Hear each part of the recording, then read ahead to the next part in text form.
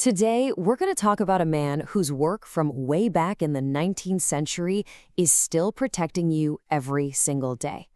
He was basically the original scientific detective, a guy who hunted down invisible killers and solved microscopic crimes that saved not just a nation's economy, but its entire future. So here's a riddle for you.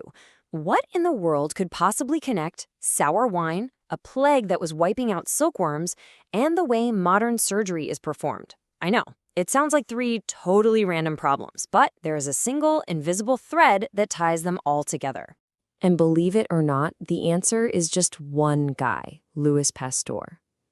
He was the one who could see the hidden world that linked all these mysteries, and in solving them, he completely changed our world forever. So our story doesn't start in some fancy lab with bubbling beakers. It starts with a young chemist who just had this incredible knack for noticing tiny details that everyone else just ignored. You see, while other scientists saw a boring, minor little detail, Pasteur saw a clue. He got completely obsessed with these two acids, one called tartaric and the other racemic, that looked identical, but they did something different to light, and he just had to know why. So what does he do? He puts them under a microscope. And what he finds is pretty wild. The tartaric acid crystals, all exactly the same. But the racemic acid, well, those crystals came in two different shapes that were perfect mirror images of each other. The best way to think about it is like looking at a pile of gloves. You've got some for the right hand and some for the left. This was literally the first time anyone figured out that molecules could have a handedness. Now, it might seem like a small thing, but for Pasteur, this was the first breadcrumb on a trail that would lead to some massive discoveries. Well, word started to get around about this guy who could see things nobody else could, and pretty soon he was being called in to solve much, much bigger cases. We're talking about economic disasters that were bringing French industries to their knees. And his first major case was a huge one. France's entire wine industry was in a total crisis. Their amazing, valuable wine was spoiling as it aged. Nobody had a clue why, and it was costing the country a fortune. So Pasteur does what he does best. He takes some of the spoiled wine and puts it under his microscope. And there it is, the culprit. He discovers that the villain wasn't some weird chemical reaction. It was a tiny living thing. A specific kind of yeast cell was the bad guy, turning all that good wine sour. And his solution? Oh, it was just beautiful in its simplicity. Step 1, gently heat the wine to kill off those bad microbes. Step 2, seal the container so no new ones can get in.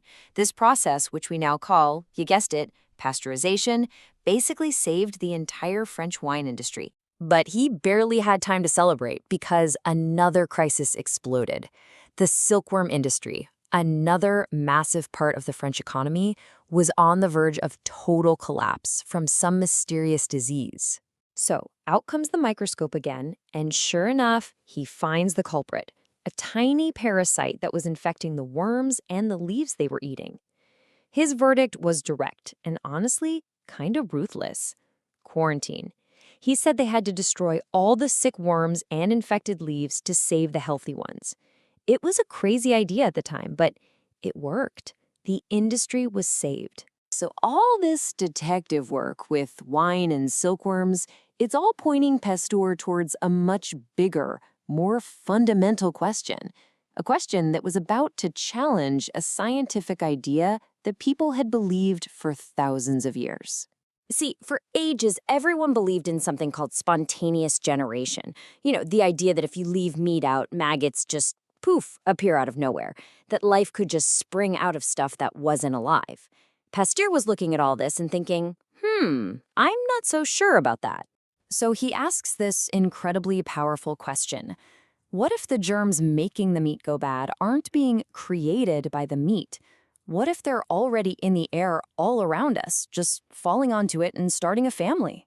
To prove this, he designed what has to be one of the most elegant and clever experiments in history. He boiled some broth to kill anything living in it and then put it in this special flask with a long S-shaped neck. Air could still get in, but the curve in the glass would trap any dust or germs from the air. It's so brilliant. And the result? It was undeniable. The broth stayed perfectly fresh, indefinitely. The proof was right there. Life doesn't just pop into existence. It only comes from other life. And with that one beautiful experiment, case closed. He completely debunked spontaneous generation forever. Okay, so this was the last piece of the puzzle. All the clues were now pointing in one direction. If these invisible germs could make wine go sour and meat rot, what else could they do? What could they do to us? This led to Pasteur's greatest breakthrough of all. He proposed the germ theory of disease, and this was an absolute bombshell. It laid out 3 simple, revolutionary ideas. 1. Every infectious disease is caused by a specific little germ. 2. These germs can be passed from person to person. And 3. If you want to beat a disease, you have to find its germ and fight it. This was the birth of modern medicine as we know it. And the impact was immediate. Over in England, a surgeon named Joseph Lister read Pasteur's work. He was haunted by how many of his patients would survive a surgery only to die from a horrible infection afterwards. Reading Pasteur, he had a huge aha moment. He realized he needed to kill the germs in the operating room. So he started using carbolic acid to sterilize everything. And guess what happened? The death rate in his hospital just plummeted. This wasn't some abstract theory anymore. This was saving lives right away.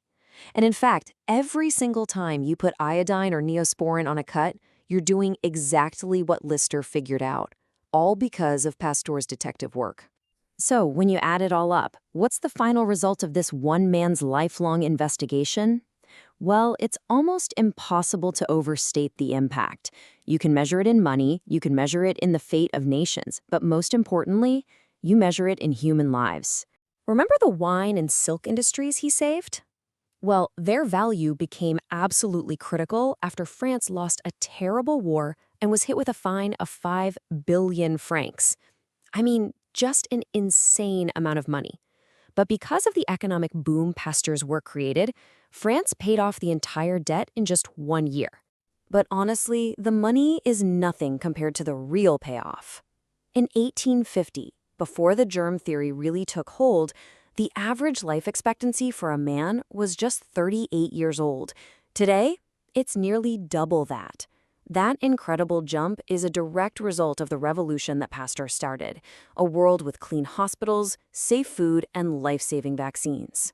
From the pasteurized milk you might have had this morning, to just this simple act of washing your hands, his legacy is everywhere. It really leaves you with one last question to think about. How many times today, without even thinking about it, have you been kept safe by the work of this one scientific detective?